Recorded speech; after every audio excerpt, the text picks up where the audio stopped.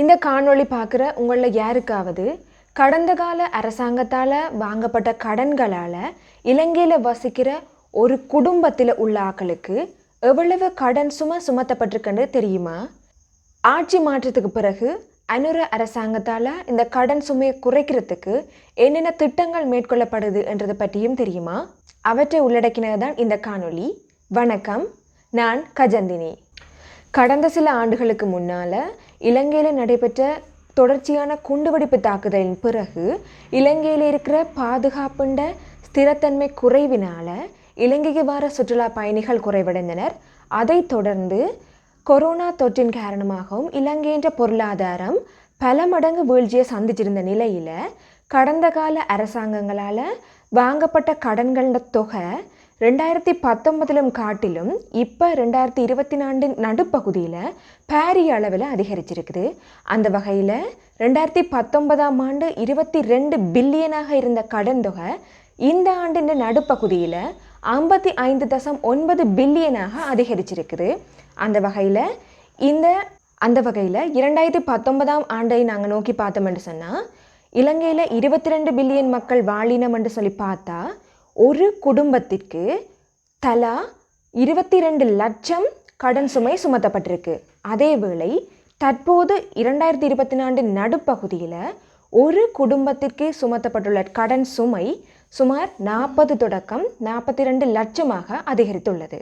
தற்போது ஏற்பட்டுள்ள இந்த அரசாங்க மாற்றத்தில் இப்போ நிதியமைச்சராக கடமையாற்றி வர்றது ஜனாதிபதி அனுரகுமார திசாநாயக்க தான். அந்த வகையில் நாட்டுண்ட கடன் சுமையை குறைச்சி நாட்டுண்ட பொருளாதாரத்தை நிலைநிறுத்துறதுக்காக அவர் ஒரு முக்கிய பிரதான செயல்பாடு ஒன்று செய்திருக்கிறார். அந்த வகையில் IMFோட கலந்துரையாடி ஒரு குறிப்பிட்ட தொகை பணத்தை கடனாக மீண்டும் பெற்றிருக்கிற அதே வேளையில் இன்னொரு விதமாக கடன் சுமையை குறைச்சிருக்கிறார். அது என்னன்னு சொல்லி பார்த்தோம்னா சர்வதேச இறையாண்மை பத்திரம். இதுவரை காலமும் சர்வதேச இறையாண்மை பத்திரம், அதாவது இன்டர்நேஷ்னல் சவரியன் பாண்ட் மூலமாக இலங்கைக்கு 12.5 பில்லியன் கடன் தொகை இருந்தது. தற்போது அனுரகுமார திசாநாயக்கா இந்த சவரியன் பாண்டை மீள் கட்டமைப்பு செய்து குறிப்பிட்டளவு பில்லியன் தொகையை கடன்லேருந்து குறைச்சிருக்கிறார். அந்த வகையில் ஏற்கனவே 12.5 பில்லியன் அமெரிக்க டாலராக இருந்த சவரியன் பாண்ட் லோன்ஸை ஓரளவுக்கு குறைச்சி தற்போது 5.6 பில்லியன் வரைக்கும் குறைச்சிருக்கிறார். அந்த வகையில் இதுவரை காலமும் சர்வதேச இறையாண்மை பத்திரத்தில் கிட்டத்தட்ட 12.5 பில்லியன் அமெரிக்கன் டாலர் கடன் தொகை நிலுவையில் இருந்த போதிலும் தற்போது அனுரகுமார திசாநாயக்கவின் தலைமையிலான அரசாங்கம் 12.5 பில்லியனை குறைச்சி 5.6 பில்லியன் கடன் தொகையாக குறைச்சிருக்கணும்.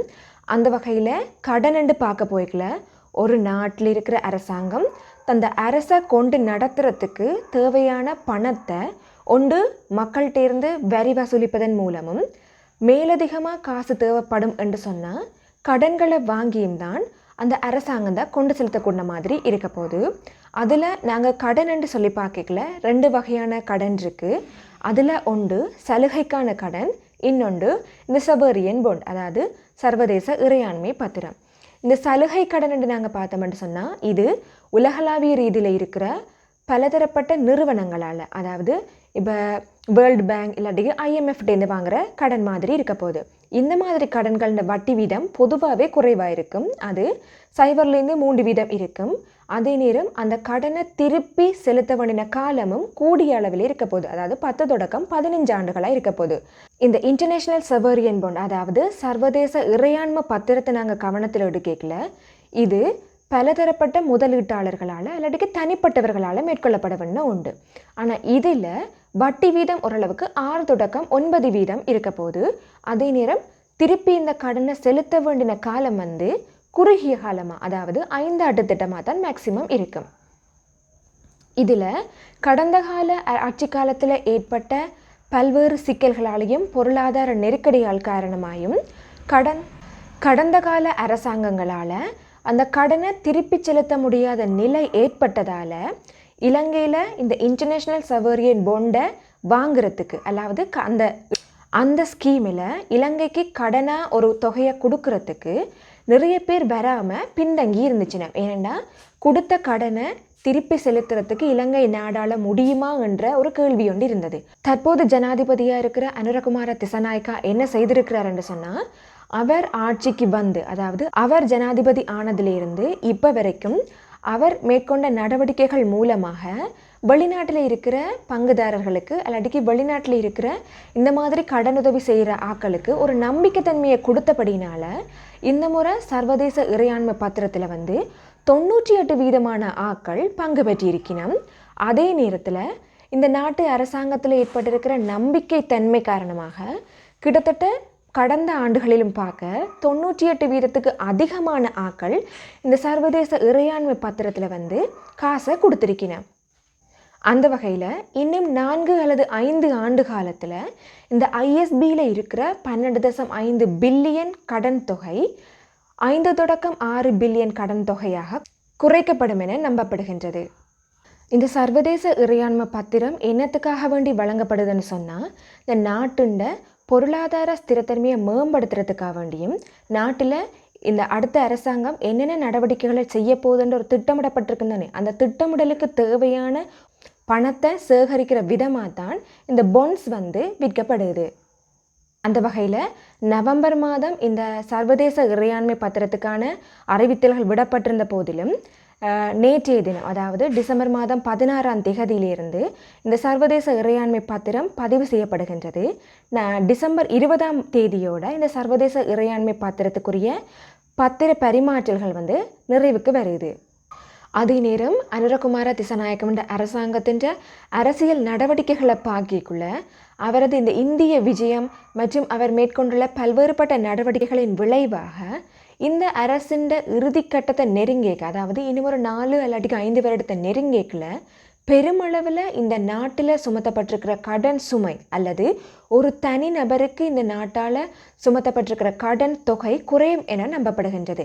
அதேவேளை இந்த அதிகரித்த கடன் தொகை காரணமாகவும் நாட்டில் ஏற்பட்ட பொருளாதார சரிவின் காரணமாகவும் இந்த நாட்டில் வசிக்க முடியாத நிலை ஏற்படுமோ என ஒரு அச்சம் ஒன்று நிலவி வந்தது.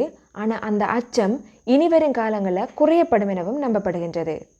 அதே நேரம் உத்தியோகபூர்வ விஜயமாக இந்தியா சென்றுள்ள அனுரகுமார திசாநாயக்கவுக்கு இந்திய பிரதமர் நரேந்திர மோடியின் கலந்துரையாடலின் முடிவாக இலங்கைக்கு பாரிய அளவில் என்னென்ன ஒத்துழைப்புகளை வழங்க முடியுமோ அவ்வளவு ஒத்துழைப்புகளையும் இனிவரும் காலங்களில் இந்தியா வழங்கும் என்று சொல்லியிருப்பதும் இந்த நாட்டுண்ட பொருளாதாரத்தின ஸ்திரத்தன்மையை மேம்படுத்துறதுல செல்வாக்கு செலுத்தும் எனவும் நம்பப்படுகின்றது. அதே நேரம் அனுரகுமார திசாநாயக்க அரசாங்கத்தில் ஏற்படுகிற நம்பிக்கையின் காரணமாக பல சர்வதேச முதலீட்டாளர்களும் இலங்கையில் முதலீடு செய்கிறதுக்கு முன் வந்திருக்கணும். இதுவுமே ஒரு நேர்மறையான விளைவை காட்டுறதா இருக்குது. இவ்வளவு விஷயத்தையும் தான் இந்த காணொளி உள்ளடக்கி இருக்குது. இந்த காணொளி சம்பந்தமான உங்களோட கருத்துக்களையும் கட்டாயமாக கமெண்ட் செக்ஷனில் பதிவு செய்யுங்க. அதே நேரம் இன்றைக்கு தான் எங்களோட சேனலுக்கு முதல் முறையாக வாரீங்கன்னு சொன்னால் சேனலை சப்ஸ்கிரைப் பண்ணிக்கொள்ளுங்க. அதே நேரம் பக்கத்தில் இருக்கிற பெல் பட்டனையும் ப்ரெஸ் பண்ணிக்கொள்ளுங்க.